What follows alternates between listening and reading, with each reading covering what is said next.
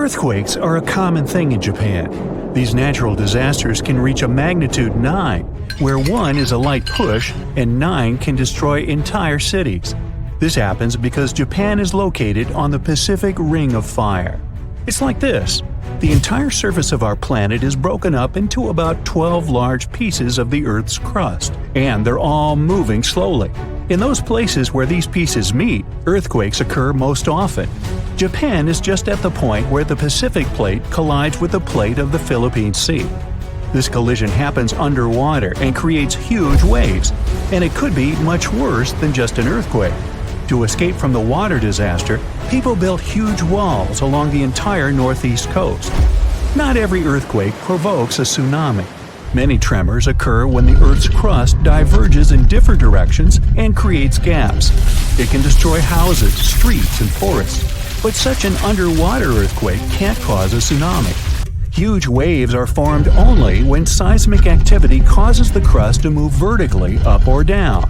The water pressure shifts at the very bottom, which generates a release of energy.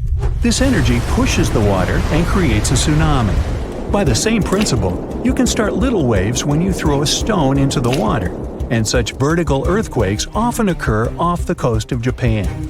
First, a wave forms. It's gaining speed and increasing in size. Its height can reach about 40 feet, almost as tall as a 5-story building. It's approaching the coast and accelerating to 500 miles per hour. This is about the cruising speed of a commercial airliner. Millions of gallons of water weighing thousands of tons are getting closer. And now the wave is reaching the shore and demolishing everything in its path. Houses, trees, cars, nothing can withstand the destructive force of nature. A tsunami that was that strong covered the northeast coast of Japan in 2011. It changed the landscape of the beach and the seabed. These changes are the reason for another dangerous natural phenomenon: underwater vortices. Whirlpools draw in everything that is nearby. They used to build dams along the coastline to protect coastal villages, but the wave force easily destroyed these walls. That's why, after the disaster of 2011, they decided to create new large-scale protection in Japan. They spent more than $10 billion in several years on it. As a result, they created about 440 massive walls all along the coast. They combined these sections into one large dam, almost 250 miles long and 45 feet high. The construction is supposed to protect the coast against strong tsunamis, but still, the government has moved some coastal villages to higher terrain. They also ban building anything by the shore. Despite the protection it gives them, many locals aren't happy with the wall. It's a huge problem for the fishing industry. The wall blocks access to the ocean, so ships and boats can't dock at the shore. Some people are unhappy that their windows now face the concrete wall instead of the blue ocean. The money spent on the wall could have been spent on moving even more houses. Residents have concerns the wall only creates an illusion of security. A giant wave can crash into it at great speed and break it into pieces. And these concrete parts can cause even more destruction. Some scientists agree with this opinion. Most experts aren't sure the wall won't give 100% protection, but it can help delay the flood, giving people more time to evacuate. In such situations, every minute counts. It's impossible to predict the earthquake occurrence accurately. But when it starts, the sensors can calculate how much time it would take for the wave to arrive at the shore. For example, the last time a tsunami warning was given 5 minutes after the earthquake. Any big wave is moving at great speed and may be very close to the shore. It seems people almost don't have time to save themselves from a tsunami. Fortunately, the citizens of Japan are ready for this. They regularly take part in tsunami evacuation drills. They learn how to act correctly during a coming flood. They have a plan of action that can save their lives. All that, along with a wall, increases the chances of surviving a catastrophe. Not only tsunamis are formed around the shores of Japan, the power of water here often meets the power of fire. In 2010, a few hundred miles south of Tokyo, near the island of Iwo Jima, a heavy low rumble came from the depth of the sea. Then 1 million bubbles moved to the surface. The water started heating up and boiling. Its temperature was so hot that you could poach eggs in it. The hot area grew to the size of a stadium. All this was accompanied by a huge amount of superheated steam filling all the air around. Then pieces of soil came out from the water. At this point, it was all over. The water cooled down, the ocean surface became calm again. On that day, an underwater volcano erupted. No catastrophe occurred, but in 2021, this happened again. Japan's Coast Guard warned of strong volcanic activity in the region. Hot steam and gases from the volcano's mouth burst out of the water and rose into the air to a height of 10 miles, which is about twice as high as the top of Mount Everest. A huge volcano woke up and began to rise slowly from the surface. If you look at this place from above, you can see that it's not just a volcano, it's a whole island shaped like a horseshoe. Seismologists say this volcanic island is just the tip of the iceberg, as they mix their metaphors. There is still a lot of volcanic space under the water. The island fills the air with gas and ash. The sky turns gray. Scientists continue to monitor the volcano, but they don't know what consequences this may lead to. Such eruptions of underwater volcanoes are not uncommon off the coast of Japan, but the event itself is unique. Underwater volcanoes don't explode and don't release lava flows upwards. A huge amount of water above them creates high pressure. As soon as the magma gets out, the water immediately presses it to the seabed. Millions of gallons of lava sink, cool down, and solidify around the volcano. This lava forms a thick layer of Earth's rock. Most underwater eruptions don't cause any changes on the ocean surface, but to make an island appear on the surface, a volcano needs a lot of magma. The next volcanic eruption creates another thick layer of it. Millions of years pass, and flows of lava form mountains. Constant eruptions increase the seabed height. Layer by layer, the cooled lava rises higher and higher, and then one day it appears on the surface and turns into an island. So, in 2013, a small piece of land appeared next to an existing island. Emerging from the water, the volcano began to grow slowly and eventually connected with the island. The area of this island increased by 12 times after 2 years. Vapor is always pouring out of this island, and its surface is filled with super hot lava flows. The volcano behaves unstable, and nobody knows when it's going to calm down. Once, people built a small town on a similar island. This place still exists today. It's located south of Tokyo and is called Aogashima. People are not too worried about the possibility of a catastrophe, despite the fact the last time a volcano erupted here was in May 1785. I wasn't around then. By that time, people had already built a city and lived there. Then, one sunny day, thousands of birds suddenly took off and left the island. Then the ground began to shake. A heavy, low sound came from the island depths. Streams of gas rushed from the top of the overgrown forest volcano. The volcano threw dirt and large stones into the sky. The eruption wasn't quick. It lasted several weeks. More than 200 years have passed since then, and the volcano is still sleeping. They rebuilt the city. Now this place looks like a dream. That's probably the reason why people don't want to leave it. Despite the risk of a new eruption, they continue to live and work here. There are many thermal springs. The island also has rich soil, and the waters around are full of fish. The volcano may wake up at any moment. Fortunately, meteorological and seismological services monitor the volcano activity.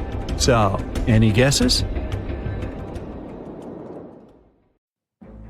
An underwater earthquake opens a huge gap in the ocean floor. A large volume of water moves to fill the crack. At the same time, waves start to spread out from that point. They're just a foot high at first, but the closer they get to shore, the larger they become. When the waves reach shallow waters, they start to slow down. Their lower parts get to dry land first. This creates a vacuum effect that pulls the water away from the coast. The harbor and seafloor are visible now. And then, an enormous wall of water hits the shore. It wipes out everything in its path. Several minutes later, more waves usually arrive. Or it can be a landslide happening near a large body of water. Enormous amounts of forest, soil, and rock roll down into a lake or ocean, producing huge tsunami waves. Volcanic eruptions are responsible for 5% of the world's tsunamis. They can move great volumes of water and generate really big waves. Some tsunamis are caused by meteorites striking into our planet. If one of these red-hot space visitors strikes the ocean, the force of this collision displaces enough water to produce an extremely powerful tsunami. When a tsunami starts, its waves are usually just 1 foot high. That's what a small wave looks like. It comes up to the waist of the average person. Surfers call such rather big waves double overhead. The largest earthquake ever recorded happened near the coast of southern Chile. It triggered a tsunami that reached Hawaii, Japan, and the Philippines. The tsunami's largest wave was as tall as a 5-story building. The largest wave ever surfed was half as tall as the Arc de Triomphe in Paris. Garrett McNamara set this record in 2011 in Nazaré, Portugal. In 1995, scientists proved the existence of rogue waves, sudden unexpected swells. On that day, they saw an 84-foot wave. It was taller than the world's largest passenger plane Airbus A380. The giant was surrounded by smaller 20-foot waves. Tohoku tsunami waves in 2011 were generated by the strongest earthquake in Japan's recorded history. The highest wave was almost half as tall as the Brooklyn Bridge. Krakatoa's volcanic eruption in 1883 produced the loudest sound ever heard on the surface of the planet. The highest tsunami wave the eruption formed was as tall as the Statue of Liberty. April Fool's Day tsunami in 1946 was triggered by a powerful earthquake near Alaska. The tsunami's highest wave was a bit taller than the Colosseum in Rome. The Boxing Day tsunami started in the Indian Ocean in 2004. It was caused by a powerful undersea earthquake. Its tremors produced a series of tsunami waves. The largest of them almost reached the height of the Leaning Tower of Pisa. One of the most disastrous landslides hit Lodoland Valley in Norway in 1936. An enormous piece of rock, almost twice as large as the Eiffel Tower, broke loose and hurtled into Lofoten Lake. This caused an enormous tsunami wave. It was almost as tall as the Taj Mahal in India. 2017 Greenland megatsunami was triggered by a massive landslide at one of the fjords. The waves that flooded the shore reached the height of Big Ben. A powerful volcanic eruption caused a landslide from a 4,000-year-old lava dome. This set off Unzen Volcano megatsunami. The largest wave was half as tall as the Space Needle in Seattle. Fogo megatsunami happened 73,000 years ago, when a part of the Fogo volcano collapsed into the sea. The megatsunami's largest wave was as tall as the Washington Monument. When the upper 1,500 feet of Mount St. Helens exploded, it caused a massive landslide. A part of this avalanche plunged down into Spirit Lake. This caused a wave that was more than half the height of the Eiffel Tower. The Vejont Dam megatsunami happened when a landslide dragged 9 billion cubic feet of forest, soil, and rock into the lake. A colossal wave overtopped the edge of the dam, taking out everything in its path. Its height was greater than that of the Golden Gate Bridge. A landslide in Lituya Bay in Alaska formed a megawave, one of the largest ever recorded. The megatsunami surged over the headland, washing away trees, plants, and soil down to bedrock. The wave reached more than half the height of the Burj Khalifa, the tallest construction in the world. A third of the East Molokai volcano in Hawaii caved in and collapsed into the Pacific Ocean. This created a tsunami the size of the second tallest building in the world, Shanghai Tower. A tsunami hitting major cities on or near the Mediterranean Sea and in the northeastern part of the Atlantic Ocean is not a matter of if, but when. It is scary and surreal to think that places like Cannes or Barcelona could suddenly get slammed by a huge wave. But the fact is, European coastlines are in active tectonic areas. Only about 10% of all tsunamis worldwide happen in the Mediterranean, and there have been at least 290 tsunamis in this area since 1600 before Common Era. Despite the relatively low number, This phenomenon has caused numerous devastating disasters throughout Europe's history. Back in 1755, an estimated 8.5 magnitude earthquake, with an epicenter southwest of Cape St. Vincent, triggered a tsunami that destroyed most of Lisbon, the capital of Portugal. About 40 minutes after the earthquake, this massive wave just slammed into the harbor in downtown, racing up the Tagus River. The phenomenon was so fast that several people on horseback had to gallop to higher ground to avoid getting carried away. And this was just the beginning of a nightmare, with 2 more terrifying waves hitting Lisbon right after. A disaster like this is similar to what we see in the Pacific Ocean several times a century, but in the Atlantic, it's very rare. This type of major tsunami is expected to happen every 3 to 5 centuries, but now it could happen tomorrow. Marseille in France, Chipion in Spain, and other cities are on the list of important locations that could be flooded soon, with a roughly 100% chance of being hit by a tsunami in the next 30 years. Statistics show that the wave will probably be more than 3 feet high. I know, it doesn't sound like much, especially since when we think about tsunamis, we imagine terrifyingly tall waves, like the one that hit Lituya Bay in Alaska. In that case, the wave was over 1,700 feet tall. But we must remember that even waves only 19 inches high can be dangerous to swimmers. Because it's not the height of the tsunami that matters, but also the flow and movement of the water. Not to mention the flooding, which can damage beaches, harbors, and streets. If the coastline has a small harbor and the waterfront is exceptionally low, like Cannes, this natural disaster might be much more dangerous. Tsunamis around 6 feet high can lift cars off the ground, while smaller waves can create walls of water traveling at 40 miles per hour. Plus, there are these smaller events that might not wreck everything, but still can cost a ton of money. For example, large sandbars that move around on the ocean floor, like sand dunes shifting in deserts. They can mess up pipelines or deep-sea cables for internet and communications, and that ends up costing businesses and governments millions of dollars. That's why organizations like UNESCO are worried about the possibility of a dangerous tsunami hitting Europe soon. So they're doing everything they can to prevent apocalyptic scenarios, like what happened in 2004 when an earthquake off the coast of Sumatra, Indonesia, caused waves over 100 feet high in coastal communities, resulting in over 200,000 lives lost. And let's not forget about 2011, when an earthquake off the coast of Tohoku, Japan, triggered a tsunami that reached about 6 miles inland and caused a major nuclear accident at a power station along the coast.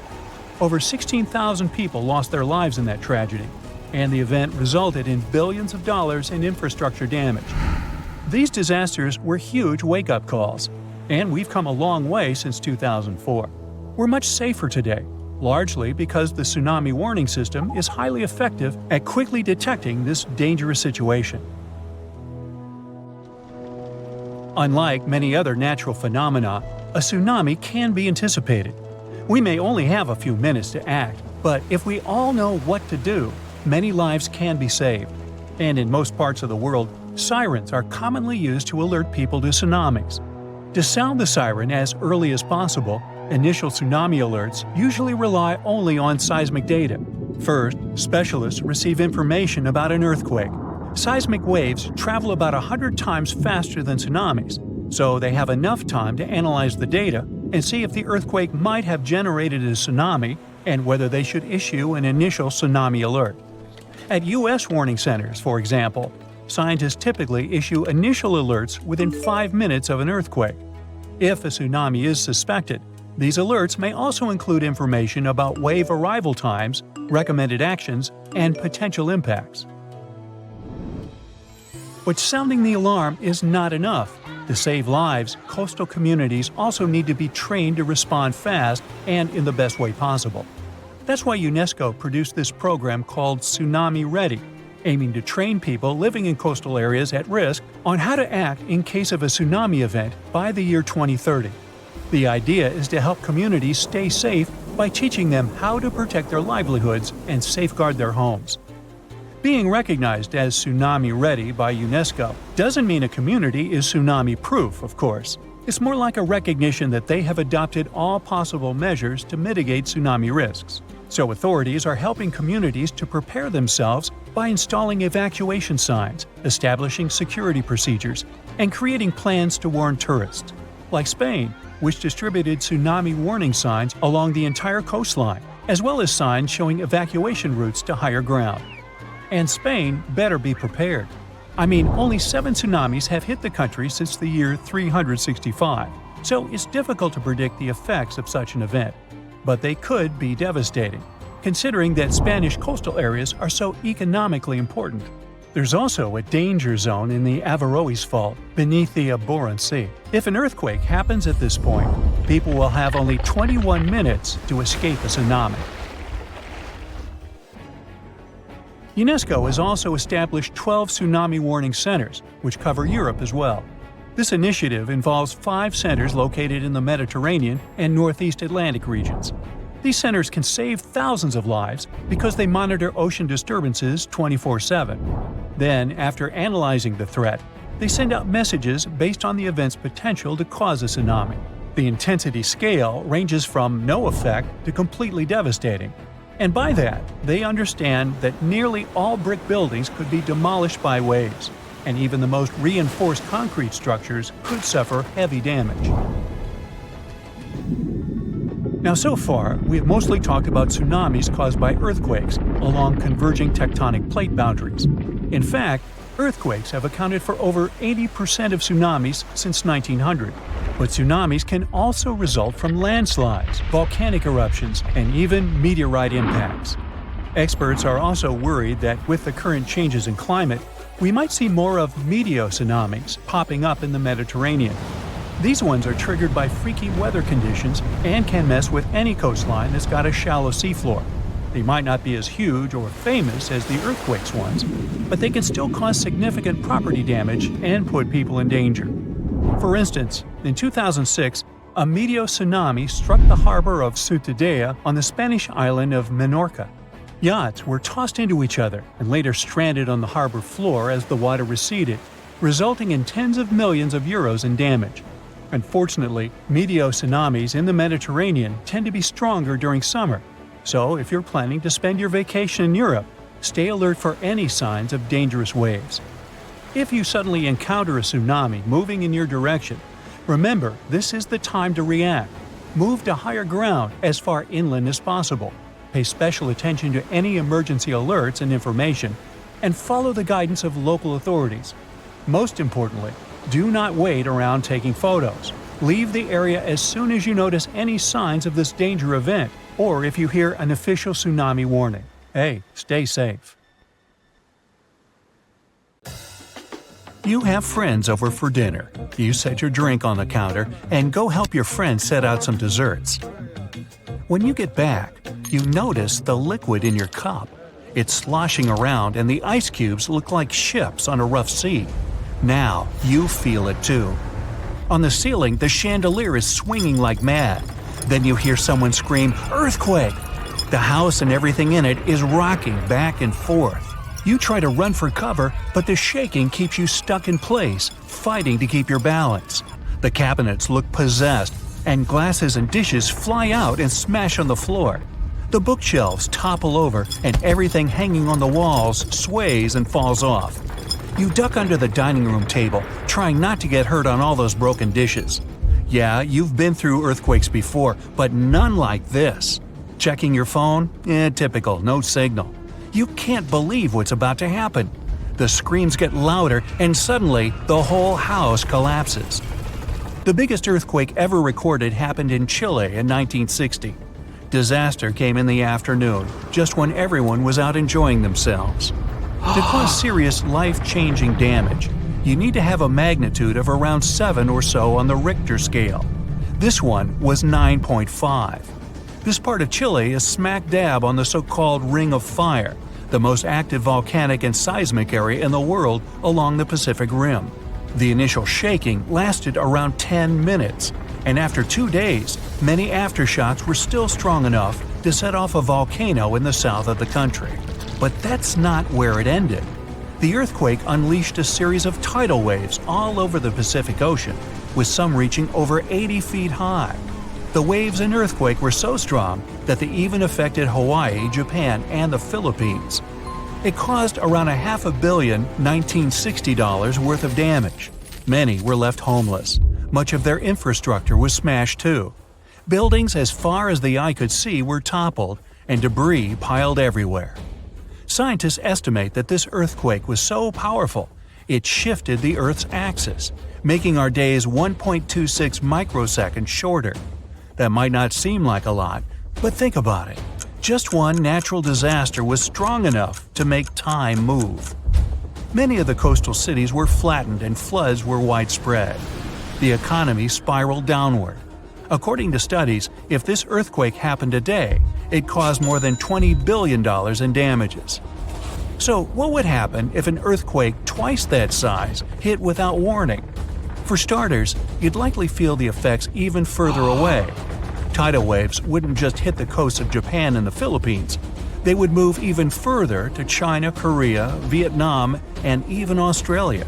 And those waves would be significantly higher than 80 feet, perhaps double that. That's like 8 giraffes piled on top of each other, surfing your way. If you lived by the coast, you'd notice the waves. If you saw the water recede way back so you could practically see where all the fish call home, you'd know it was time to run. Chances are that a tsunami's heading your way. Say it really happens. You're caught under the wreckage, not knowing what's going on. You manage to free yourself and escape to the fresh air. And you're not alone, because all the houses in the neighborhood have turned into piles of bricks and rubble. The bridges have also collapsed, leaving people stranded on either side. You look around, dust yourself off, and rush to find help. Fire trucks and ambulances drive between the broken-down cars and rubble. You try to make it to your car, but the aftershocks are still hitting, and you're getting tossed to the sidewalk. With all the cell towers down, you can't call anyone on your phone. Your knees are shaking, but you manage to power through. Once you reach your car, you see it crushed under a boulder, like a giant soda can. You continue on foot and eventually reach downtown. It looks as if some giant got angry and knocked all the buildings down. You push forward and try to see if you can find some help. Without warning, your phone vibrates. You check it and see 1,000 notifications about a 20-magnitude earthquake. You're still shaking, but that's all you. The ground is still for now. Uh-oh. You hear something in the distance, racing towards you. To your right, you see tidal waves as tall as buildings charging at you. Still in shock, not knowing what to do, you now come to your senses and run. You don't even know which way to go. There's a tsunami right behind you, and in front of you are broken down buildings with rocks and concrete still falling everywhere. Wait, there's a building that's somehow still standing. You need to get on top of that thing. You reach the elevator, but it's jammed. Not surprising. You bolt up the stairs as fast as you can, tripping on broken glass and plaster, but always managing to get back up. You look out a window and see the water. It's so close. You're nearly at the top. A few more flights and… whoosh. The water forces its way into the building and drags you down at least 2 floors. You can barely see anything. Still, you know you must swim up. But the water keeps forcing you downwards. After about 30 seconds, you manage to swim your way out and continue climbing to the top. You scramble to the top floor and collapse on the roof. You're safe for now. The tidal wave is still going strong, plowing its way through the ravaged city center. Your phone is now waterlogged and useless. You have a perfect 360-degree view of your town covered in water and debris. The ground starts to shake again. Maybe you'll just sit around until this is all over, waiting for the rescue helicopter. But then, a loud explosion that almost breaks your eardrums shakes the ground even more. Off in the distance, smoke is rising, and soon it covers the entire sky. Darkness hides the morning sun. That's when you can see lava shooting up into the air and landing nearby. The lava forms into a river, flowing its way into town block by block. With this much seismic movement and the high intensity of the earthquake, the world's tectonic plates have shifted so that magma is pushing its way to the surface. From the Earth, steam begins to vent. Then the heat hits you. You see the magma cover the ground like a blanket, eating up every car in its way. What's worse is that the magma is melting the foundations of the buildings that managed to withstand the earthquake and the tsunami. The buildings in the distance are now sinking and collapsing into the raging lava pool that's replaced your town. One by one, every building descends. That means, the building where you're standing is also swaying. It's about to fail. That's when you see the light. You look up and see a helicopter above in the distance. You wave your arms, run around, jump, anything to get noticed. And it works. The chopper makes a few circles and finally drops you a rope ladder. As you're lifted in the chopper, you take a good look at the world below you as it wriggles around like noodles in a strainer. You land a few miles out and are immediately treated by a doctor in an emergency triage center. You were one of the lucky ones. A year later, the tsunami water has receded. The lava that flowed inland has cooled, but all that magma permanently changed the ground below it, and the whole town is gone. The disaster has thrown the entire country into a financial nightmare that'll last decades. It takes months to survey the town, making sure there's no dangerous electrical wires or busted gas pipes anywhere. They're rebuilding your town farther inland from where the old one was. In other towns, they rebuild directly over the ruins. In others, they just decide to move everyone to a nearby city. An earthquake in Indonesia began in 1829 and lasted a mighty 32 years. It reached its climax in 1861 and hit a magnitude of around 8.5. It was caused by the tectonic plates below the island slowly clashing against each other. Researchers discovered that the quake had been building for some time after analyzing the coral in the area. They found it was being periodically exposed to the open air. That was caused by the gradual earthquake moving the land up and down. Scientists call these decades-long silent earthquakes slow slip events. A single lightning bolt can warm the air to around 54,000 degrees Fahrenheit. The heat makes the air expand quickly, creating a shock wave or boom, which we know to be thunder. There are close to 3 trillion trees on Earth. That translates to roughly around 422 trees for every person. Before humans, the number was nearer to 6 trillion. Almost 70% of the Earth's surface is covered by water, which on average is around 2.5 miles deep.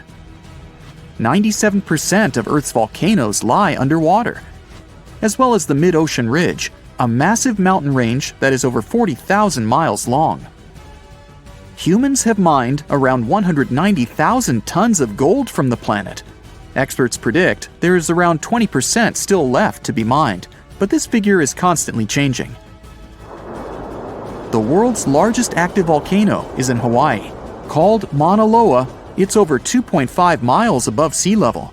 Given that most of it is underwater, the volcano's summit is a staggering 11 miles from its base. That's the same length as over 160 football fields. The highest ever recorded temperature on Earth was a sweltering 136 degrees Fahrenheit. It was recorded in El Azizia, or modern-day Libya, on September 13, 1922. The lowest temperature was a chilling minus 129 degrees Fahrenheit, recorded at Russia's Vostok station in 1983. Earth is the 5th largest planet in the solar system, behind Jupiter, Saturn, Uranus, and Neptune. It has a circumference of roughly 25,000 miles, and it would take the average person around 8,300 hours to walk around the face of the Earth. The separation between Earth's land masses would make such a trek almost impossible, though. It takes 365.25 days for the Earth to orbit the Sun. Because our calendar years only have 365 days, we add an extra leap day every 4 years to make up for the difference. Russia is the largest country on the planet, with a total area of about 6.5 million square miles. It encompasses more than 1/8 of the Earth's inhabited land area, but still has a relatively small population given its size. Earth is the only planet with one moon. Mercury and Venus have no moons, while every other planet has 2 or more. Earth is over 4 billion years old. Scientists calculate this by looking at the planet's oldest rocks, as well as meteorites that have crash-landed. They used meteorites as they were formed at the same time as Earth, when the solar system was forming. The ground we walk on is basically recycled. The planet's rock cycle turns igneous rocks to sedimentary ones, then transforms those into metamorphic rocks, and back again. Like Earth, our moon also experiences earthquakes. They're less common and intense than the ones we have, and are caused by tidal stresses. A tidal stress is basically the relationship between the gravitational pull of the moon on the Earth and that of the Earth on the moon. Despite being the 5th largest continent, Antarctica holds 70% of the planet's fresh water and about 90% of its ice. Bangkok is the most visited city in the world, boasting 23 million visitors in 2019 alone. Paris, London, Dubai, and Singapore make up the other cities in the top 5. The lowest layer of Earth's atmosphere is called the troposphere and is the reason we have weather. Sunlight heats the planet's surface, which causes warm air to rise up to the troposphere.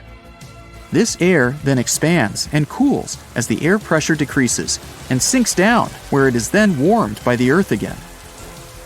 Coral reefs are the largest living structures on the planet, with some even being visible from space. Coral reefs hold the most species per area of any of Earth's ecosystems, even more than rainforests. Earth got its name around 1,000 years ago, and it comes from the German word meaning the ground, but there's no evidence to show who actually named it. Of all the planets, Earth is also the only one which is not named after a Greek or Roman deity. The deepest point of the ocean is the Mariana Trench. It's a whopping 7 miles below sea level. Coastlines cover about 20% of U.S. land, but are home to more than 50% of the U.S. population.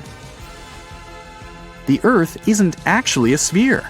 It's more like a squished ball that bulges at the equator. The bulge is caused by the force of the Earth spinning, which makes the north and south poles slightly flat. The Earth spins on its axis, which is basically an imaginary straight line. Earth has seasons because the axis is tilted, causing the sun's rays to hit different parts of the planet more directly, depending on the time of year. If the sun was as tall as a standard door, the Earth would be around the size of a nickel. The Earth's rate of rotation is gradually decreasing. It's happening so slowly that it would take as much as 140 million years for the length of a day to increase to 25 hours. Get equipped for any season with brand new BrightSide merch. Click the link and grab your print. The biggest animal on Earth is the Antarctic blue whale. It can reach lengths of 100 feet and weigh up to 400,000 pounds, which is around the same as 33 elephants. The temperature at the center of the Earth is around the same as the surface of the Sun, at almost 10,000 degrees Fahrenheit. Earth is around 10,000 times older than humans. Earth is around 4.5 billion years old, whereas humans have been around for, at most, 450,000 years. There are around 34,000 known species of fish. The actual number is way higher though, as a whopping 95% of our oceans still haven't been explored. America's Route 66 is longer than the journey to the Earth's core. The distance to the core is roughly 2,000 miles. Route 66 is almost 2,500 miles. The Earth is made up of 3 main components: the crust, the mantle, and the core, which is divided into the outer core and the inner core. Scientists have estimated that there are around 8.7 million species on the planet. Out of this, between 1 to 2 million of these species are animals. But roughly 86% of land species and 91% of fish have yet to be discovered by humans. Ancient astronomers used to think that the Earth was the center of the universe. For 2,000 years, they believed the Earth to be static, while other bodies traveled in orbit around us. In 1543, Copernicus published his sun-centered model of the solar system. Earth is the densest planet in the solar system. The density varies across its different crusts, but the planet's average density is just over 3 ounces per cubic inch. Mount Everest is the highest point on the planet. Its peak is the highest altitude above sea level at around 5.5 miles. Each year, 1 septillion crystals of snow fall on Earth. That's a trillion snowflakes. Snow covers about 31% of Earth's land area each year. Of Earth's water, only around 3% is fresh water. The other 97% is salted. Of that 3%, about 2% is frozen in ice and glaciers. So, less than 1% of the planet's fresh water is actually in lakes, rivers, and underground. The world's largest inland body of water, or lake to us normal people, is the Caspian Sea. It has an area of 140,000 miles squared. The world's deepest lake is Lake Baikal in Russia and is 5,300 feet deep. Earth's atmosphere is roughly 78% nitrogen and 21% oxygen, with small amounts of water vapor, carbon dioxide, and other gases. No other planet is believed to have this much oxygen, which explains why Earth is the only planet where life has been discovered so far. Apart from the Moon, there are 2 asteroids in co-orbital orbits with Earth, sometimes called Earth's second moon. 3753 Cruithne is an asteroid that looks like it's following the Earth in orbit, but it's actually following its own path around the Sun. 2002 AA29 is another asteroid which makes a horseshoe orbit around the Earth that draws it close to the planet every 95 years. A magnitude 15 earthquake has the potential to completely destroy our planet and evaporate all the water in a matter of seconds, leaving Earth uninhabitable. Over 500,000 earthquakes happen annually, but none have a magnitude of 15. 90% of quakes occur in the terrifying Ring of Fire zone located around the Pacific Ocean. The ground there is like jello. It shakes almost constantly. The most powerful earthquake to have ever struck Earth had a magnitude of 9.5. That much power can lengthen or shorten the day. But there's probably an earthquake in the confines of your own home now caused by a speck of dust landing on a table. But it has a power of negative 15 magnitudes. Earthquakes happen when tectonic plates move. They're like Lego pieces that are not properly secured, and when they move up, down, or hit one another, the ground also moves, triggering earthquakes. This tectonic energy acts like a battery. It stores energy for a long time, up to 500 years. When this stored energy is released in a sudden burst, the consequences are horrifying. Even the strongest structures submit to this relentless force that leaves a trail of destruction in its path. In some instances, earthquakes can even trigger tsunamis, amplifying the chaos. Such a crazy amount of power can split the ground open and cause severe damage. The strength of an earthquake is measured by the Richter scale, but now it's being replaced by the moment magnitude scale. When there's an earthquake, we hear about how strong it is. It's usually from 1 to 10. Luckily, we haven't had a Richter scale earthquake yet. The most powerful earthquake to have ever happened in modern history occurred in Chile in the 60s. It was around 9.5 on the Richter scale, and it altered Earth's rotation and messed up the length of the day by around 2 milliseconds. It also triggered a massive tsunami and affected a vast area of 155,000 square miles. The Richter scale doesn't actually have a limit.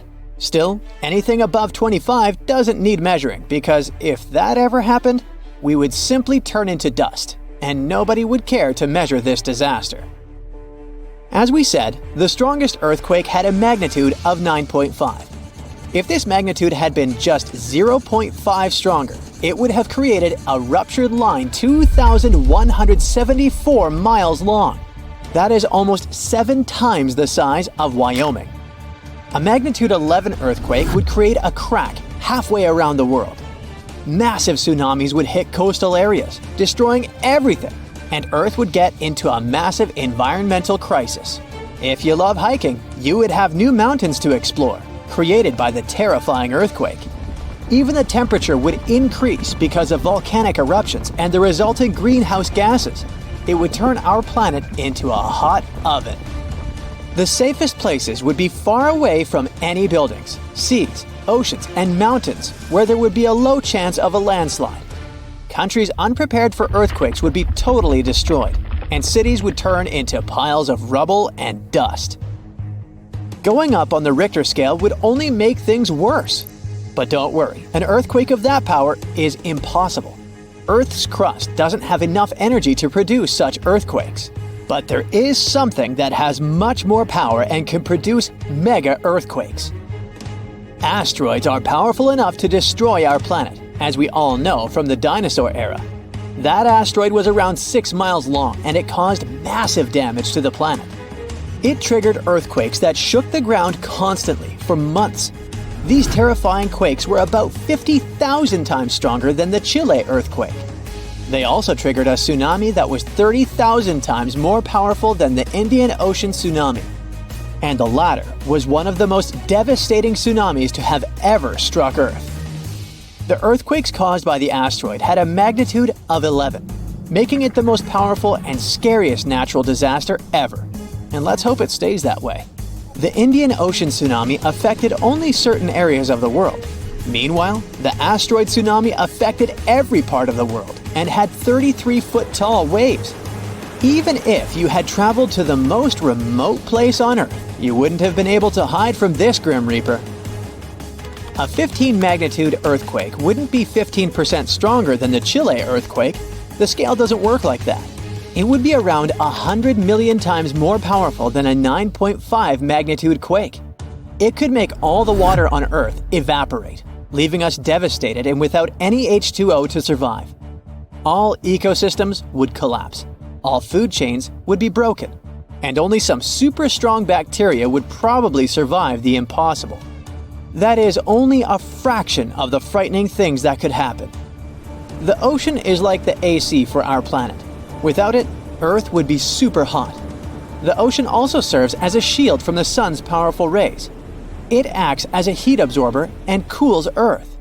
Scientists think that the most dangerous thing would be the inability of Earth's crust to survive the violent shakes of the 15-magnitude earthquake.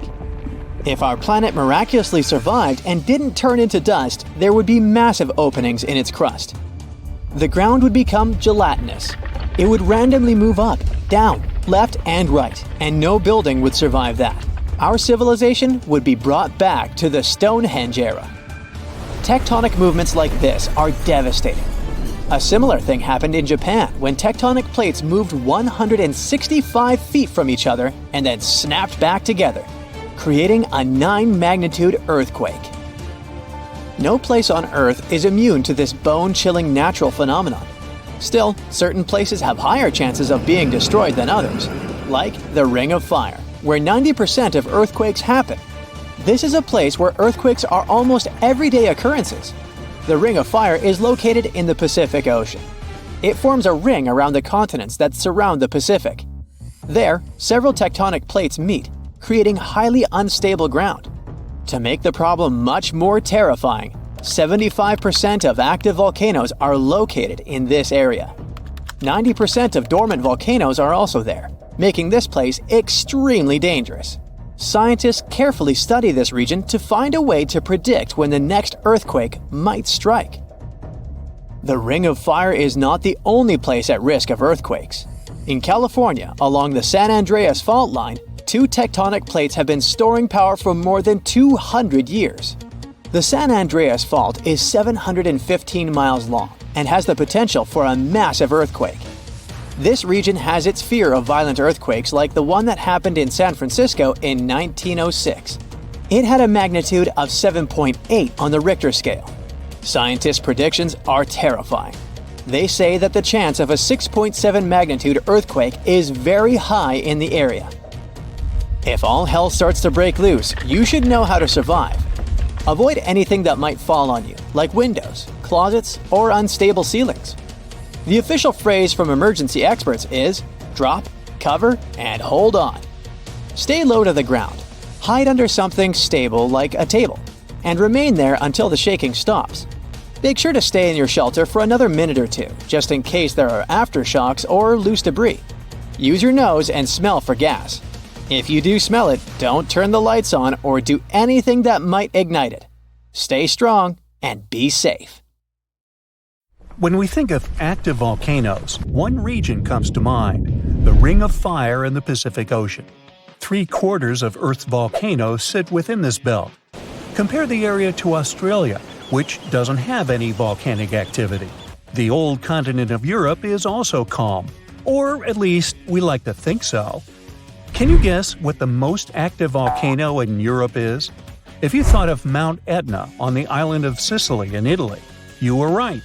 The volcano has erupted about 200 times and has been far from sleeping in recent decades. The last time this happened was in August 2023. The highest mountain in the Mediterranean is 500 million years old. But in Iceland, there is a much younger volcano. It sprang into action on the 10th of July 2023. In the afternoon, 3 fissures appeared in the ground on a peninsula in the southwest of the island. This was at a base of a small mountain peak. Its name means Little Ram in the local language. The volcano spewed molten lava high into the air. There were also gas plumes in the area. But the scientific community wasn't surprised by the event. They already knew about the volcanic area that stretches between the cities of Reykjavik and Keflavik. Its name is hard to pronounce. Hey, I want to buy a vowel. It had already erupted during the previous 2 summers. This activity came after 8 centuries of dormancy. In the days leading up to the latest eruption, seismologists, the scientists who study earthquakes, recorded over 12,000 tremors. When the ground opened up in July, the fissures were over 1.5 miles long. The following morning, 2 of them closed. All the lava was now coming out of the last fissure.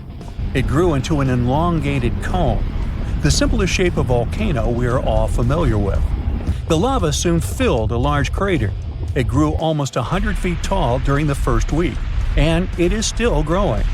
On the night when the eruption started, lava spread out in all directions. Its cinders set ablaze the dry moss in the vicinity. Local authorities closed off the surrounding area. There were toxic gases from the volcanoes and smoke from the burning moss. Firefighters flocked to the area. After a week, they proclaimed the area safe. Visitors soon came to witness the birth of Europe's youngest volcano.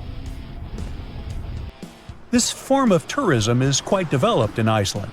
People come from all over the world to watch active volcanoes. The land of fire and ice is home to more than 130 volcanoes. Some 30 of them are active. Now, I know what you're thinking right now. Is volcano tourism safe? In Iceland, it is. The country's authorities research and constantly monitor all of the hotspots. The island is dotted with several dozen seismic stations. These help researchers accurately predict future eruptions, and emergency services are accustomed to these sorts of events. They can quickly cordon off danger zones. This is what happened in 2010. A volcano in the south of the island, the name of which everyone struggled to pronounce, erupted. It spewed out a plume of steam and ash that was 7 miles high. This wasn't a fun time to be an air traveler. Winds carried the enormous plume southeast toward northern Europe. Many countries closed their airspace for several days for safety reasons. The volcano erupted in March, but the Earth was shaking from January the same year, so seismologists knew that an eruption was approaching. When it comes to the continent's youngest volcano, the tourist infrastructure is already there. Visitors can leave their cars at a designated parking lot. Then they go on a 5-hour-long trek. This leads to a viewing deck. Tourists are so close to the epicenter that they can feel the heat haze from the crater. The sight is the most impressive at nighttime. Safety is never a concern. Scientists regularly chart out hazard maps that outline the borders of lava fields. This way, visitors who stick by the rules are never in harm's way. More than a week after the eruption started, a section of the crater collapsed. Lava flowed downhill west of the volcano. This majestic smoldering hot river is slow-moving lava. Scientists categorize it as an AA type. The term is Hawaiian. It describes basaltic lava that has a rough and brittle surface. The flow is composed of broken lava blocks that are called clinkers. They fall off as the substance flows. This reveals red-hot areas. The cooler sections of lava are gray and black in color. When it moves forward, it produces a distinctive sound like shattering glass. Nearly a month after the eruption of the new volcano, we got aerial footage of an interesting phenomenon. A tornado formed directly over the lava flow. This occurs due to the high temperatures in the area. When the conditions are right, a column of heated air can easily turn into a mini tornado. Scientists observed a similar event happen during the 2018 eruption of Mount Kilauea in Hawaii. The lava fields of Europe's second-largest island tell the story of the creation of Iceland. It sits above the place where the North American and Eurasian plates meet each other. Tectonic plates are huge, rocky chunks of Earth's most outer layer. There are roughly 20 of them. They rest on a partially molten layer of rock. All the lava we see on the surface starts its journey here. You could say that these plates float on molten rock. Their boundaries are unstable, so when two plates grind past each other, they release tremendous amounts of energy. The formation of volcanoes is one result. These are places where the molten rock travels upward to the surface. Iceland began to form some 60 million years ago. The tectonic plates under the ocean drifted apart. Enough lava piled up on the surface to create solid ground. This ancient rock is under the waves today. As new lava reaches the surface and cools down, it pushes the old rock away from the center of the island. That's why the oldest parts of Iceland aren't 60, but only 16 million years old. The country's active lava fields are young in geological terms. Some of them are under 1,000 years old. Scientists consider the island a hot spot for volcanoes, pun intended. Nearly a third of the basaltic lava that reaches the Earth's surface in recorded history came from Icelandic eruptions. Fissure swarms, like the ones before the 2023 eruption, cover 30% of the Nordic country. For this reason, only a quarter of the island is inhabited. Norse Vikings were the first people to settle in Iceland at the beginning of the 10th century. Nature threw them a loud welcoming party. Just a few years after their arrival, they witnessed one of the greatest volcanic eruptions in history. Vikings came from a region without volcanoes, so they had no clue as to what was going on. Today, Icelanders are used to such events. This is good because their homeland is entering a new era of volcanic activity.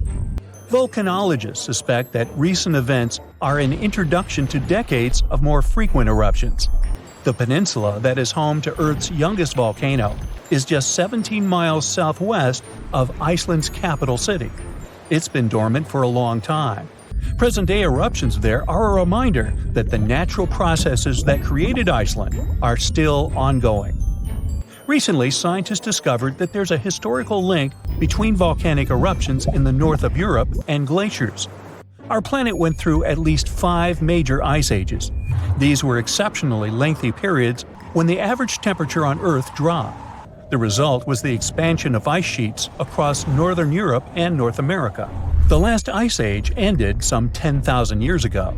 Researchers are still trying to fully understand how these glacial periods affected volcanic activity. They suspect that the sheer weight of all that ice disrupts the flow of magma underground. When glaciers retreat, the pressure is lifted. This makes it easier for lava to flow upward to the surface where it bursts.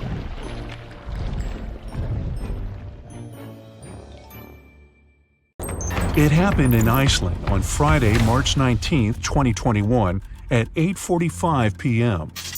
About 20 miles southwest of the capital. Molten rock suddenly burst through the surface from below. Bright lava fountains then lit up the night sky.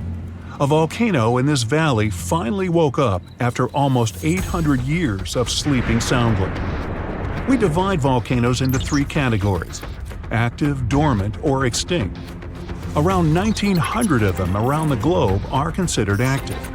That means they've erupted in the recent past and will likely do it again in the possible near future. Dormant volcanoes haven't popped off for a long time, but they still may in the future. You could say they're sort of sleeping. As for extinct ones, Those guys haven't done anything in more than 1,000,000 years. The eruption in Iceland wasn't super explosive, and this all happened 6 miles from the nearest town, so everyone was perfectly safe. Many even came to see it up close, while other brave visitors tried to fry eggs and bacon on the lava. Just be careful not to burn your breakfast black.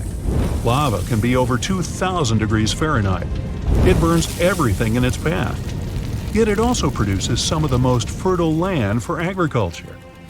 This eruption gave a relatively small amount of lava at first, but it's been spreading across the valley in different directions, forming a sort of shield that's constantly growing. You can never really predict how fast a lava flow will be until you see it. It all depends on how thick it is and how steep the mountain slope. Lava can ooze slowly at about 20 feet a minute, a fraction of the average person's walking speed. Or it can flow as fast as 30 miles per hour, which even the fastest person on Earth can't outrun. But the lava isn't even the most dangerous thing about volcanoes. That would be the toxic gases spewing from the eruption. And those spread faster and further than the lava flow. Luckily, in Iceland's case, the wind has been blowing these gases away from residential areas. Scientists weren't surprised this volcano erupted. They knew it was coming. Increasingly stronger earthquakes had been shaking this area for the past 15 months. There were 50,000 earthquakes within just the 3 weeks leading up to the eruption. That's 100 per hour. The volcano has been active since March, and geologists say this could last for weeks, months, years, or even decades of constant eruptions in the area. Mount Shasta is in the top 5 most dangerous volcanoes in the U.S., so geologists are keeping a close eye on it. The last eruption was in 1250. I wasn't around then, but this volcano erupts every 600 to 800 years. Which means tick-tock, we're due any day now. About an hour from Portland, Oregon, there's an active volcano that last erupted in the 19th century. Next time it goes off, scientists think it'll produce larger amounts of ash and dust. This could cause an electrical blackout and make water unsafe to drink in the area. But the experts pay close attention to Mount Hood. They'll be able to give plenty of warning so people can react in time. Kilauea is one of the most active volcanoes in the world. It's been erupting almost constantly since 1983, making it also one of the longest eruptions known on Earth. It's the youngest land volcano in Hawaii.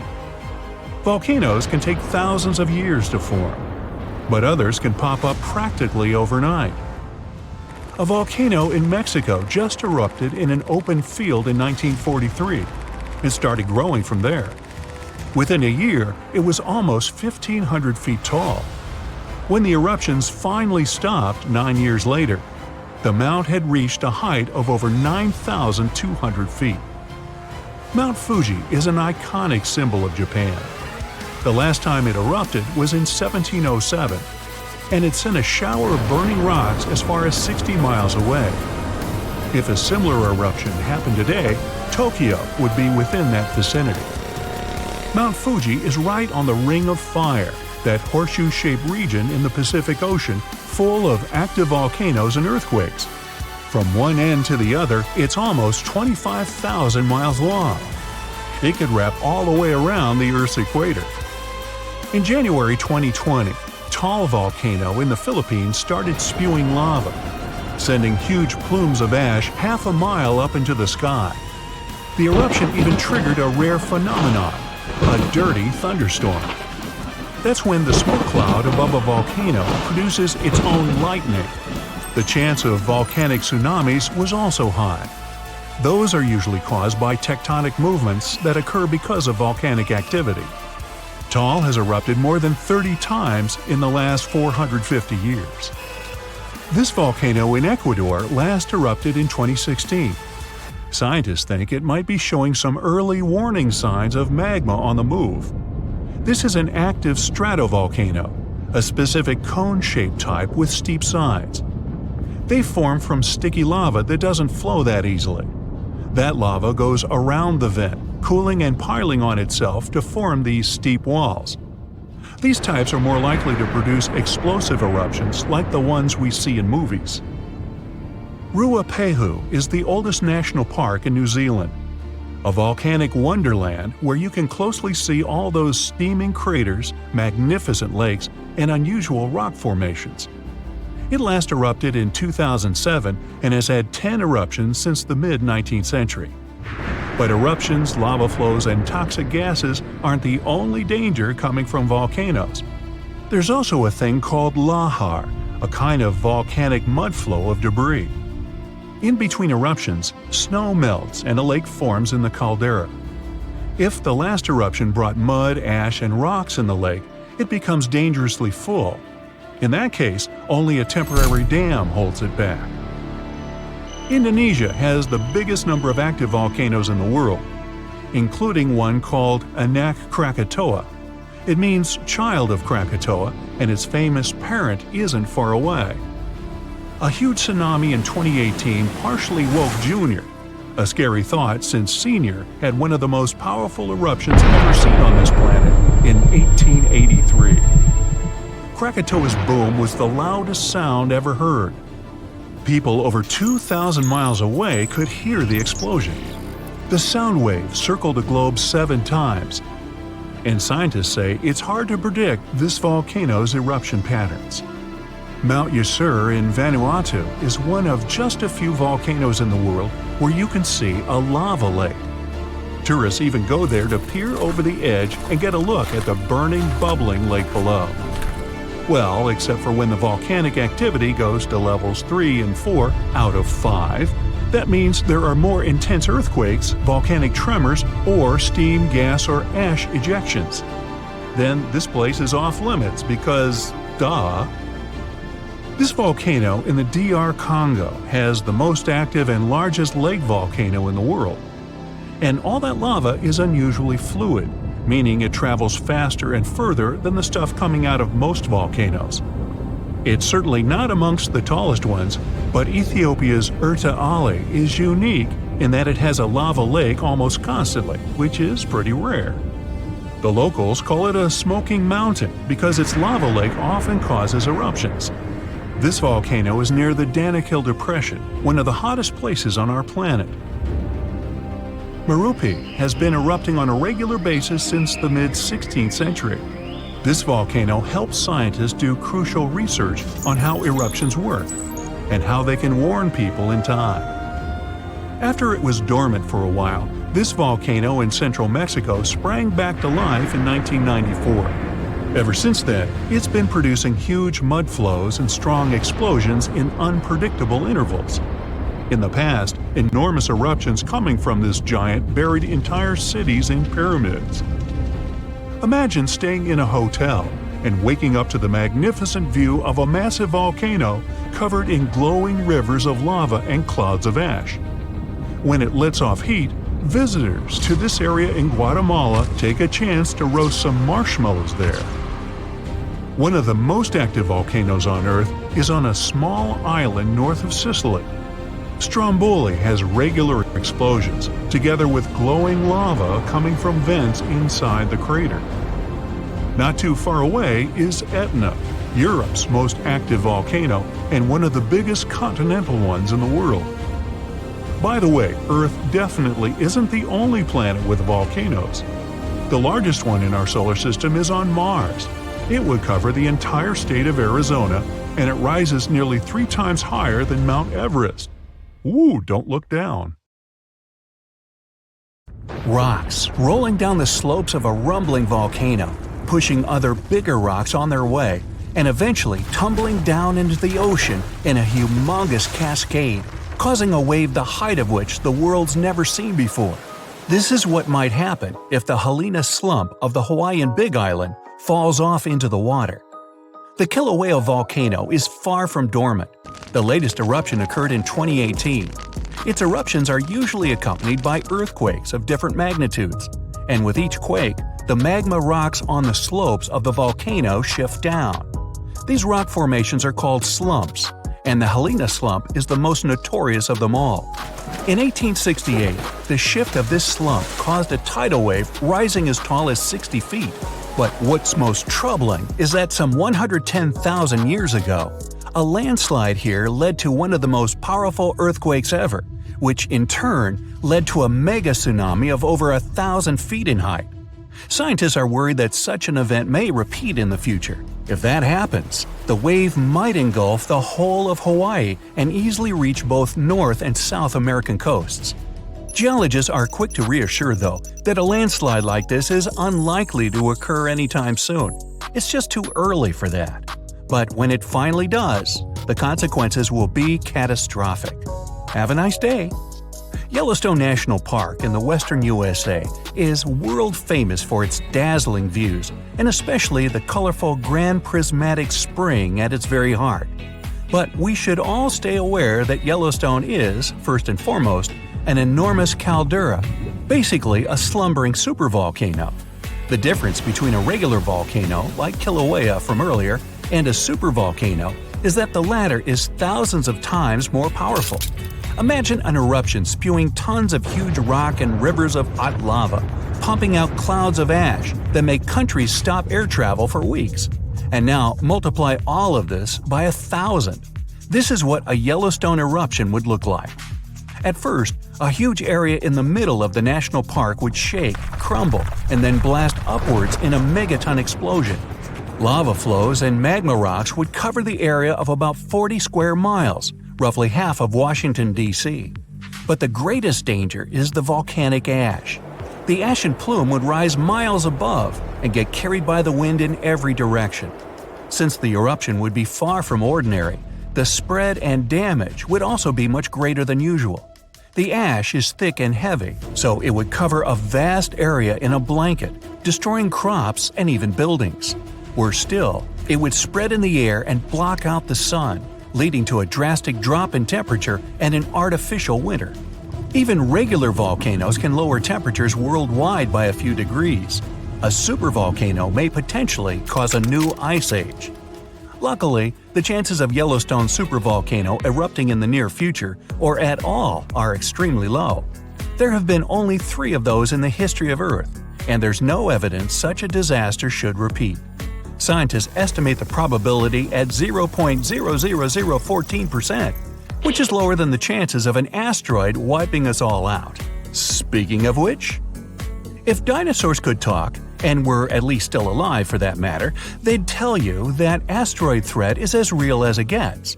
Scientists at NASA say they've tracked 90% of all near-Earth asteroids of significant size, and none of them are a matter of any concern. But there are still the other 10% in the great unknown. What's more, asteroids can change their line of flight because of the pull of other celestial bodies and eventually turn our way. Lucky us! Now, if an asteroid big enough, like a mile across, hits the Earth, it will first cause an explosion powerful enough to erase a dozen big cities in a matter of seconds.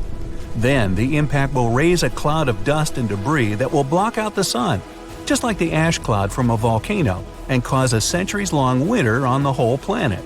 But even if it falls into the ocean, which is more likely, a resulting wave will rise several miles high, washing coastal cities off the face of the planet. But at least there won't be a new ice age. Although scientists are pretty sure there's no such threat in the near future, it can't be ruled out completely, and humanity needs at least 5 years to prepare for this event. If a big near-Earth asteroid suddenly changes its course and turns right toward our planet, we won't stand a chance against it. Disaster movie, anyone? A much more probable calamity, though, rests right beneath our feet. It's the San Andreas Fault in California. The fault has been ready for rupture for years now, and scientists estimate that an earthquake along this line is likely to occur in the next 3 decades. And when it happens, it won't be nice. They expect a magnitude of 8.0, which is comparable to some of the most devastating quakes in history. It's all the more dangerous since California is home to some of the most populated cities in the western U.S., including Los Angeles and San Francisco. High-rise buildings are common there, and they're particularly vulnerable against underground shakes. The San Andreas earthquake might cause a whole lot of damage both to cities and countryside. In the worst-case scenario, the ground might break apart, destroying buildings, farms, and changing the landscape altogether. Still, scientists believe that the probability of such a quake is only 7% for the next 30 years. So, there's a rather big chance, 93%, that we'll never see that in our lifetime. Yet, there's another earthquake hazard not so far away from the previous one: the megathrust in Chile. The country sits right above the subduction zone, an area where two tectonic plates meet and go one beneath the other. At the place of their meeting, stress has accumulated because of their continuous movement, and once that strain is too much, a major earthquake occurs. Chile has experienced a lot of quakes in the recent years, and scientists are worried those might be preparing the area for a really big one. They believe a great earthquake is due to happen before the end of the century, and it might be devastating to the coastal area. Even smaller quakes cause tsunamis that flooded the west coast, and a huge one like that is likely to raise a wave of incredible height. On the bright side, Chile now knows to prepare in advance for the coming natural disasters, and geologists are pretty sure people will be able to evacuate before the earthquake strikes. In September of 1859, astronomer Richard Carrington was looking at the sun and suddenly saw a bright flare on its surface. He made a note of it in his records, but only realized how important it was a couple of days later. The energy from that flare reached Earth and struck it directly, causing northern lights to appear above Cuba and burning telegraph lines all around the world. This was dubbed the Carrington event, and it was a solar storm. Such storms hit the Earth fairly often, but none of them were so powerful as the Carrington event, neither before nor after. But in 2012, astronomers registered a similar solar flare whose energy nearly hit our planet once again. If it had been just a week earlier, we'd have been in big trouble. Today, humanity relies on electricity in almost every aspect of life, and a powerful solar storm would mess with the electromagnetic field of Earth a lot. All electric appliances would either shut down or short-circuit, and huge transformers powering basically everything would go out of order for good. It would take years to repair them, and the cost of such a massive blackout would count in trillions of dollars. The worst of it is that science is almost unable to predict solar storms, and even if we could know about them in advance, we'd be powerless to stop them. The flare happens in a matter of seconds, and it takes about 8 minutes for the particles to reach the Earth's atmosphere, causing the disturbance. The power outage would come a bit later, in a day or so, when a massive cloud of plasma gets to our planet. At the moment, there's no protection against solar flares, and the chances of one powerful enough to cut all of our electricity in the next few years are quite high, about 12%. The only good thing about all this is that we now know of such a possibility and can at least prepare in advance. Hey, don't forget to pack some underwear and socks. You'll always need those.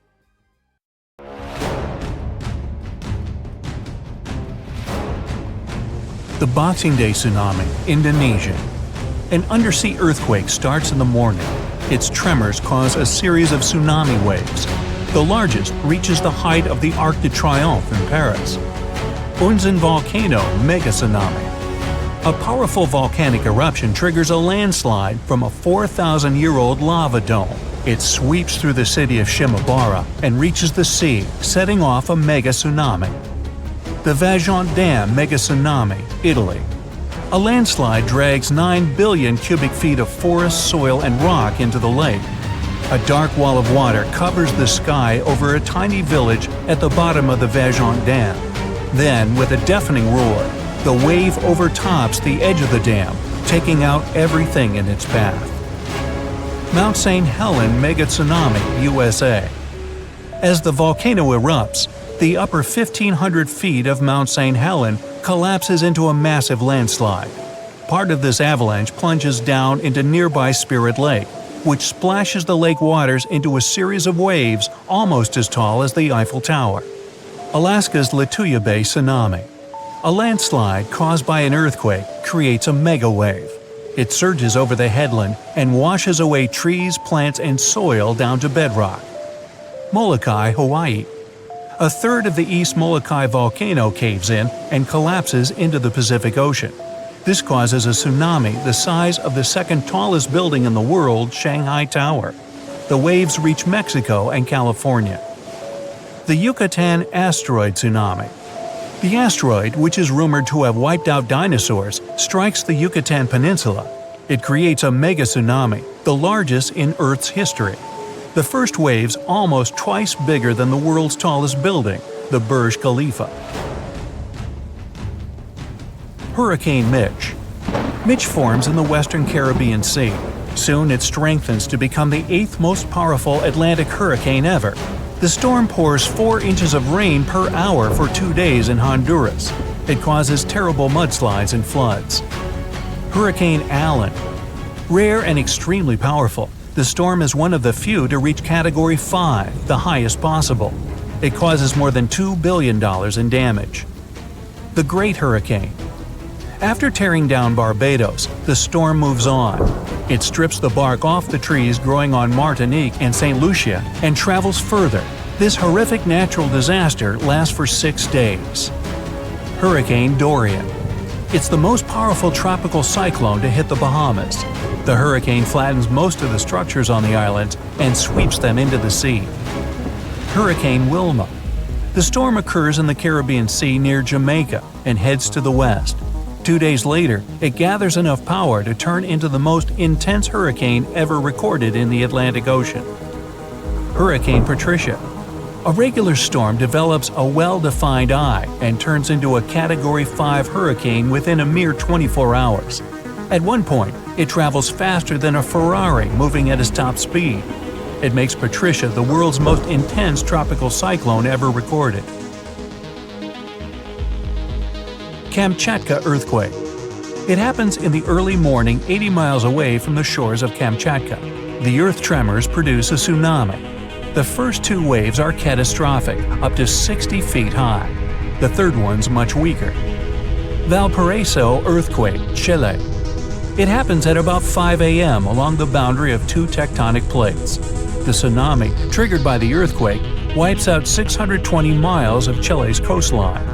Tohoku earthquake, Japan. The first earth tremors start at a great underwater depth. The earthquake is so strong it moves Japan's main island.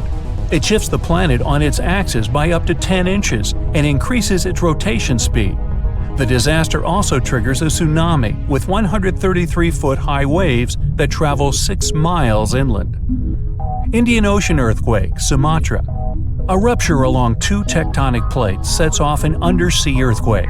It begins at about 8 a.m. near northern Sumatra, Indonesia. It makes the planet vibrate nearly a half inch and sets off earthquakes all over the world up to Alaska. Good Friday earthquake, Alaska. The most powerful earthquake recorded in North America lasts for 4 minutes and 38 seconds. A 600-mile-long crack causes terrible landslides and a 27-foot tsunami. Areas 200 miles away get raised by 30 feet. Other places permanently drop 8 feet. Valdivia, Chile. The Great Chilean Earthquake starts in the afternoon and lasts for no less than 10 minutes. The disaster affects an area the size of California. It triggers tsunamis that reach the shore of Hawaii, Japan, the Philippines, Australia, and New Zealand.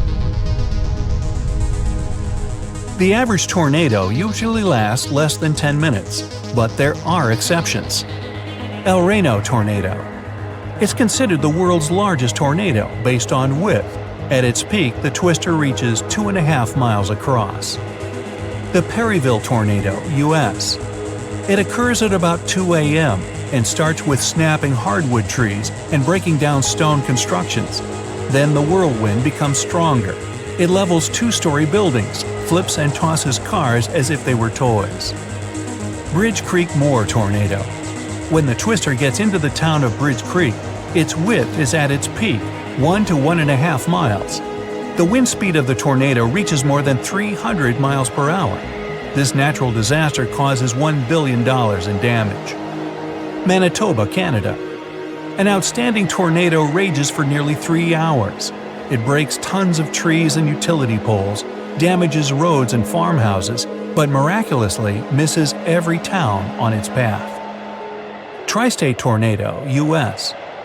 The world's longest-lasting single tornado travels 220 miles through Missouri, Illinois, and Indiana.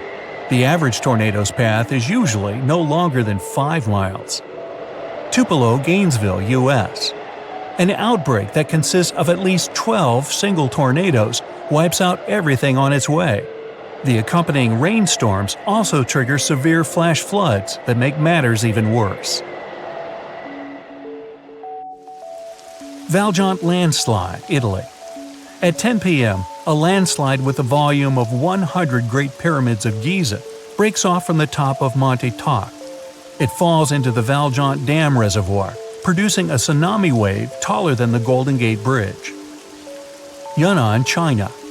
An avalanche of rocks, stones, and mud, so big it could fill up Sydney Harbor, forms a dam on the Jinsha River. The Hida River, Japan.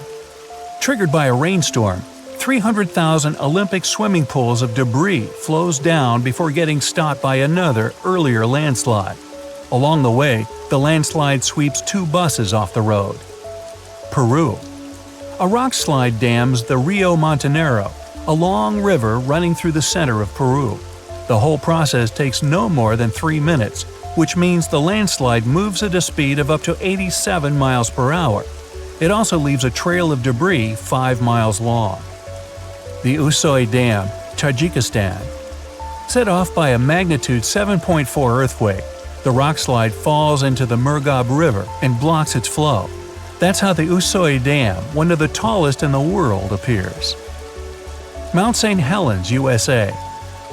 At 8:30 a.m., after much buildup, a volcanic vent finally gives way and sets off a catastrophic eruption, which makes the entire north side of Mount St. Helens fall away. It's the world's largest recorded landslide. North Bonneville, U.S. In the middle of the 15th century, a great earthquake occurs. An incredible amount of debris rushes down from Table Mountain. It covers more than 5 square miles and blocks the Columbia River with a dam 200 feet high and 3.5 miles long. If there were cataclysms on Earth every 5 minutes, living conditions on our planet would be almost the same as 4.5 billion years ago. Back then, seas and oceans boiled, lightning struck everywhere, tectonic plates changed their shape, lava flowed from volcanoes, and worse, no internet. The Earth resembled a vast boiling cauldron where life was gradually being created. If it starts to boil again, this cauldron could destroy almost all life on the planet. Consecutive cataclysms. Won't hurt to pretend. Let's imagine, shall we? Good morning! You wake up in a small underground bunker. The seismic sensor indicates that a 7-point earthquake will start in a few minutes. You pack a huge waterproof backpack and go upstairs. The underground bunker is protected from seismic activity. It moves with the ground, so you're safe here. But you need to leave the shelter because supplies are low. Also, yesterday, you picked up a radio signal telling all survivors to go south immediately. The coordinates they gave aren't far from your location. You have to hurry, though, before the landscape changes again. You open the hatch and find yourself in the middle of the desert. The sun is almost invisible beyond the gray sky. The ground is shaking, but you're not afraid. There are no houses or buildings, nothing to fall on you. You keep your balance perfectly, and the earthquake doesn't knock you off your feet. It's like jumping on a trampoline. The only danger is the deep chasms in the ground, but you can easily jump over them. After such an extreme morning warm-up, you decide to have breakfast. You take a tin can out of your backpack.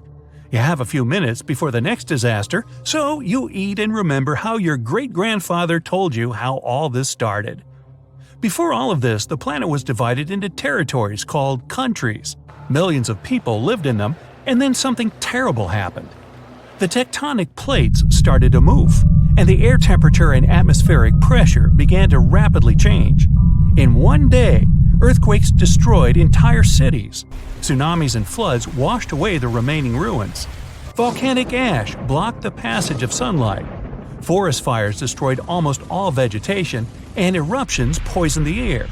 Only a few people managed to adapt to such harsh conditions, and you are a lucky duck to be one of them. As you finish your breakfast, you're distracted by another ground tremor. Time to move on.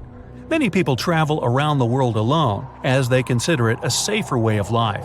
Some people form small communes, but no one ever stays in one place for too long. Your whole life is in motion, but you don't panic. One of the main rules during natural disasters is to remain calm, so all survivors have steel nerves and excellent physical training. You run a few miles south and suddenly smell something strange. You put on a gas mask. The earthquake has created a limnic eruption. Natural carbon dioxide is released from the ground to the surface. You feel comfortable in a gas mask, but can't run fast while wearing it. Far up ahead, you see a green forest, a rare place that was not affected by fires. You take off the gas mask and go to the tree to take shelter in the shade from the scorching sun. This green area is rich in vegetation. Colorful flowers, strawberries, and many other berries grow here. But you're concerned. Such fertile land comes from being near volcanoes. It spews underground magma rich in vitamins and minerals, so vegetation grows. You can see a high mountain in the distance. This is the volcano. An underground push occurs again and provokes an eruption. You gather strawberries and run away from this place as far as possible. Lava pours from the volcano's mouth and makes a fire in the forest. You unhook a folding scooter with a motor from your backpack and drive away from the fiery mountain as fast as you can. The sky is covered with volcanic ash, but this is not for long. A strong wind grows with each passing second. You realize a hurricane is moving in your direction. You take out a small shovel and dig a hole in the ground. The soil is dry, but you have enough strength to dig a small ravine in a couple of minutes. You dive into the shelter and cover yourself with a protective tent. The hurricane blows the volcanic ash in different directions, and the air becomes clear again. But the fire doesn't stop. The wind spreads through the forest. You get out of the ravine and put on the gas mask again. There's a lot of smoke around, and it's unbearably hot. You know the hurricane couldn't just appear without any reason. Hurricanes are formed when warm, moist air collides with the sea surface and rises to the sky, so there's water nearby. Great, because you're thirsty and want to cool down. A loud sound erupts behind you. You turn around. A massive wave of water approaches the fire. Without panic, you take your life jacket out of your backpack, remove your gas mask, and put on a diving mask and fins. The wave blows you off your feet, but you don't drown. Over the years of survival, you have learned to swim very well. You grab a passing tree and wait patiently for the flood to be replaced by another natural disaster. For 5 minutes, you sail under a black, stormy sky that sparkles with lightning. Despite the waves, you try to row south. It's getting pretty cold. You finally see the shore, but this is not a land, but ice. A strong wind brought a cold cyclone, which caused a fast temperature change. It's like you're in Antarctica. Snow and blizzards are all around. It's freezing, but you take out a thin space blanket made from foil and walk slowly south. Under your clothes, you put crumpled paper, bubble wrap, pieces of cotton. All this also helps to warm your body. Along the way, you collect several bottles of snow to melt later. Icicles form on your face, and you can't see because of the snowstorm. Suddenly, the snow begins to squish under your feet. The ice melts and turns into water. A hot stream of air blows into your face. You find yourself on hard, dry ground, looking up at the sky, then at your watch. 5 minutes pass, and the sky is again covered with black clouds. You take a metal plate out of your backpack and cover your head with it. A few seconds later, you are hit by heavy rain and hail. Giant balls of ice knock on the metal shield, but you go calmly and even with a smile on your face. The ground becomes wet and loose from icy rocks. When the hail ends, you pull out all the heat-insulating materials from under your clothes and hide them in your backpack. Then you lay out a few long spokes of steel. The spokes are wrapped with copper wire. You connect the spokes to each other, making one long antenna. You stick it in the ground and run away. After the hail from the rain clouds, lightning strikes the ground.